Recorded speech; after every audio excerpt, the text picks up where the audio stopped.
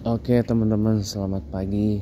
Apa kabar Anda pada pagi hari ini, hari Selasa tanggal 26 Agustus 2025. Sebelumnya saya minta maaf ya teman-teman, karena kemarin gak bikin chatterbox karena faktor cuaca teman-teman. Dimana sore kemarin hujan begitu deras teman-teman, dan baru reda, baru berhenti banget itu habis maghrib, baru berhenti banget, dan udah nggak hujan lagi tuh dari ba'da isya sebenarnya. Gak tahu kenapa bulan ini kok Senin hujan mulu. Ya, jadi teman-teman, tapi bukan itu yang mau kita bahas pada pagi hari ini ya. Anggaplah hujan itu rezeki dari Allah untuk kita, karena doa-doa kita diijabah dan dikabul oleh Allah Subhanahu wa taala berkat adanya hujan itu. Amin ya Allah. Nah, teman-teman semua, pagi ini sebenarnya yang pengen kita bahas adalah pasti tentang financial quotient, pecahannya ya.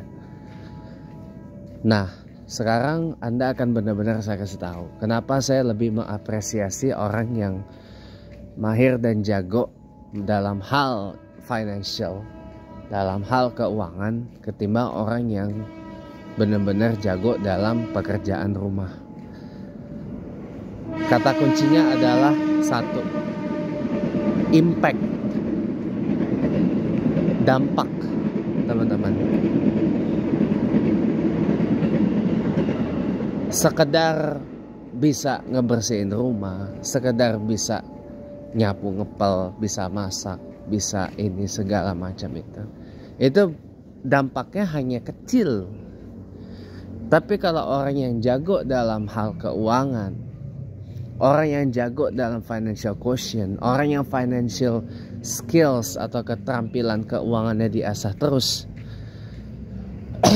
ia akan memberikan dampak yang besar untuk kita gitu loh. Kenapa? Karena dengan financial skills yang mumpuni, dengan keterampilan keuangan yang bagus ya, mohon maaf, uang mau kita pakai buat apa aja asal bener bagus ya, itu bisa teman-teman. Termasuk uang itu bisa untuk membayar orang melakukan hal yang pertama kita nggak bisa dan nggak mampu ngelakuinnya, dan yang kedua nggak suka kita ngelakuinnya. Itu bisa kita bayar dengan uang, teman-teman. Iya dong, itu fakta teman-teman. Contoh misal modelan kayak saya ini yang banyak nggak bisa dalam banyak hal gitu. Kalau saya baik uangnya, tinggal keluarin uang, bayar orang untuk ngelakuin hal yang saya nggak bisa dan saya nggak suka itu. Contoh, saya nggak jago dalam hal dagang misalkan. Saya bayar orang untuk dagangin apa yang lagi saya jual. Dan nih, saya kasih. Atau saya nggak bisa ngelakuin pekerjaan rumah, saya bayar orang untuk ngelakuin itu. Nah, kenapa? Nah, itu saya lebih mengapresiasi orang yang seperti itu. Kenapa? Karena itu adalah satu keterampilan yang mohon maaf lahir dan batin ya. Keterampilan ini memang perlu diasah terus. Tadi saya baca satu unggahan yang menggetarkan hati dari teman saya, Vina Kok, pengusaha dia. Masalah buah si malakama antara rakyat dan wakilnya. Orang sekarang lagi rame nih masalah tunjangan dan gaji anggota DPR yang naik gede lagi, ya kan? Dan kalau mau jadi anggota DPR itu penghasilannya paling enggak 15-50 miliar per bulan, paling enggak ya, paling enggak. Ya modalnya gede lah. Bahkan kalau mau jadi anggota DPR, DPR pusat, DPR RI maupun DPRD, itu jangan kepedean nggak ngeluarin duit. Keluar duit teman-teman. Kan waktu itu kita pernah bahas. Kalau belum ada di Sunday with James Glenn Smith Windsor, saya bahas itu kemarin. Kalau belum silakan tonton. Jadi apa? Keluar duit buat logistik kampanye, buat beli suara paling enggak. Keluar uang teman-teman. Uang keluar. Nggak mungkin nggak keluar uang. Sudah kepilih, nah tiba-tiba datanglah proposal.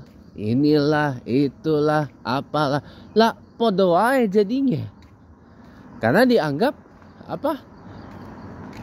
Ya dibilang wakil rakyat itu adalah orang yang bisa mereka manfaatin.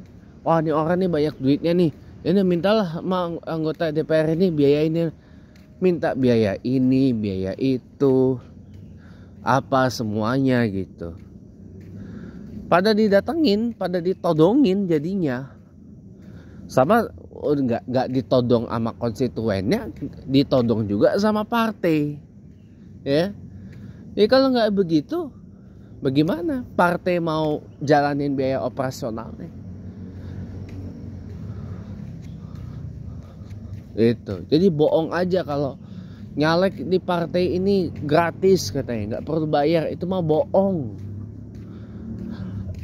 Itu benar, itu satu unggahan yang menggetarkan hati saya sih. Nah, orang kalau punya financial quotient, punya financial skills yang kuat, ya nggak bakalan kejebak dengan itu, nggak bakalan mau kejebak dengan hal yang seperti itu. Kenapa? Karena jadi anggota DPR itu berarti jadi anggota DPR di Indonesia, jadi parliamentarian di Indonesia, kudu siap disandra, kudu siap ditodong sama partai, ditodong sama yang diwakilin. Kalau yang diwakilinnya orang-orang berduit semua, alhamdulillah kagak bakalan lah lu ditodong. Dan coba kalau yang diwakilinnya orang modelan kayak yang diunggah sama Civi Nakok, aduh, udah. Jadi pemimpin itu tergantung yang dipimpin teman-teman. Wakil rakyat adalah tergantung yang diwakilinnya. Lah sekarang lihat banyak orang komplain, banyak artis jadi anggota DPR. Ya tergantung siapa yang diwakilin, siapa yang di konstituennya. Yang salah siapa? Yang milih. Bukan salah orangnya, yang milihnya siapa? Contoh Jakarta 2 lah. Jakarta 2 ini dapil saya ya, dapil tempat tinggal saya ini Jakarta 2. Dapil DPR RI Jakarta 2. Jaksel, Jakpus, luar negeri. Di Jakarta Selatan, di dapil Jakarta Selatan, Jakarta Pusat ini aja kagak semua orang berduit tong. Ya, kagak semua orang di Jaksel itu punya tinggalnya di Pondok Indah, Permata Hijau, Menteng, yang banyak duit, yang duitnya udah kagak berseri-seri. Yang kalau mau belanja di GI, di PI, di PIM udah kagak mikir sama itu duit.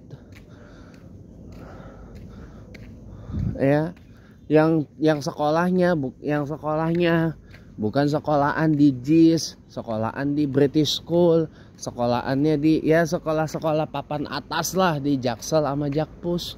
Kalau kuliahnya bukan orang modelan kuliahnya di universitas papan atas kayak UI, Presiden University, UPH. Ya. Dan sebagainya. Itu tergantung siapa yang diwakilinnya. Iya enggak? Iya dong.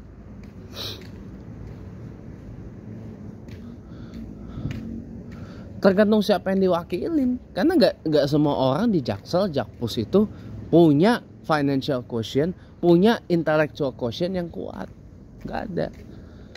Nggak semua teman-teman.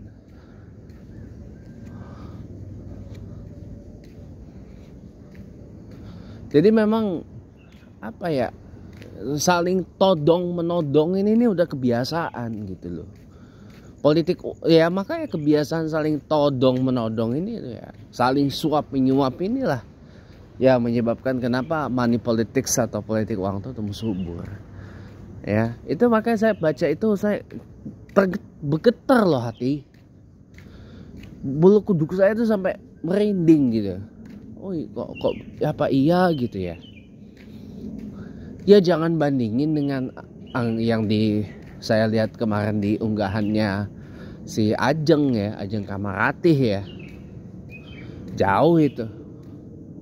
Orang di sono IQ-nya lebih tinggi, EQ-nya lebih tinggi. Ya. Orang saya pinter-pinter. Sekolahnya tinggi-tinggi. Ya, otaknya encer-encer. Nuraninya pada bersih. Ya. Lihat Prancis itu punya satu gerakan solid yang kemarin ngelawan Presiden Macron itu, apa, gerakan jaket hijau katanya, cuman udah keredam ininya. Nah, balik lagi teman-teman ya, kenapa saya lebih mengapresiasi orang yang financial quotient-nya kuat dan financial skills-nya kuat. Karena berdampak teman-teman. Dia akan tahu uang yang dia pakai itu adalah berguna atau tidak, bermanfaat atau tidak. Jadi orang nggak asal keluar duit. Ya kalau orang duitnya udah kebanyakan nyalek. Emang dikata nyalek modalnya kagak gede apa gede tong. Triliunan bisa nyampe. Ya, jangan dah. Makanya sebab itu saya nggak mau nyalek lagi. Ya kalau saya aktif di politik ya paling cuma jadi simpatisan aja. Jadi kader mah kagak. Ya. Kalau saya jadi kader kagak boleh saya kritik PDIP. Harus inline, harus segaris. Harus satu pandangan, satu jalan dengan PDIP gitu. Gak bisa saya ngomong dengan sedikit frontal kepada PDIP kalau saya jadi kader. Ya kalau jadi simpatisan aja ya bisalah saya beri sedikit kritik gitu, walaupun pedas ya, walaupun panas, walaupun kadang nyelekit nusuk ke dalam jiwa dan raga gitu ya. Nah tapi teman-teman, kenapa saya lebih mengapresiasi orang yang keterampilan dan kecerdasan keuangannya lebih kuat? Karena orang yang seperti ini punya potensi sukses yang jauh lebih besar. Teman-teman, jauh lebih besar. Kenapa? Karena ngurus uang. Semua hal yang ada di dunia ini membutuhkan dan memerlukan uang sebagai alat, tools untuk transaksinya. Kita mau punya rumah harus punya uang dulu. Mau beli mobil punya uang dulu. Mau buka tambang punya uang dulu. Mau bikin saham, mau beli perusahaan punya uangnya dulu. Mau gaji orang yang mau kerja sama kita punya uangnya dulu. Ya. Semua ini memang membutuhkan uang sebagai alat, sebagai tools untuk kita bertransaksi. Nah makanya saya lebih apresiasi dengan orang yang jago dalam hal keuangan. Orang yang jago jualan saya apresiasi. Saya mau belajar, Pak gimana sih Pak cara Bapak jualan? Ya closing terus itu. Makanya kalau ada hal yang berkaitan dengan financial quotient, dengan financial skills, datengin teman-teman. Datengin belajar. Supaya kita nggak ugal-ugalan dalam mengeluarkan uang.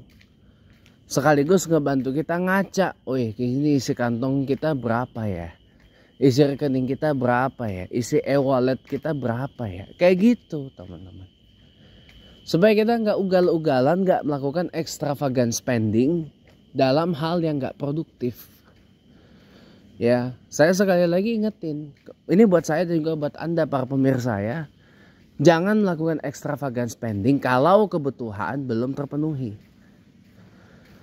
Jangan melakukan sesuatu yang berpotensi defisit kalau, mohon maaf nih, di rumah aja ada yang harus ditumbalin. Jangan.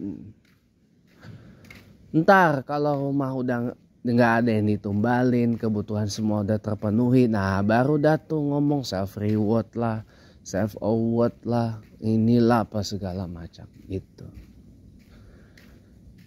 That's why, kan itulah kenapa saya lebih mengapresiasi orang yang jago dalam hal ngelola duit, jago dalam megang dan pakai duit, ketimbang orang yang cuma sekedar jago olahraga sama jago ngurus rumah. Terima kasih teman-teman, selamat pagi dan sampai jumpa.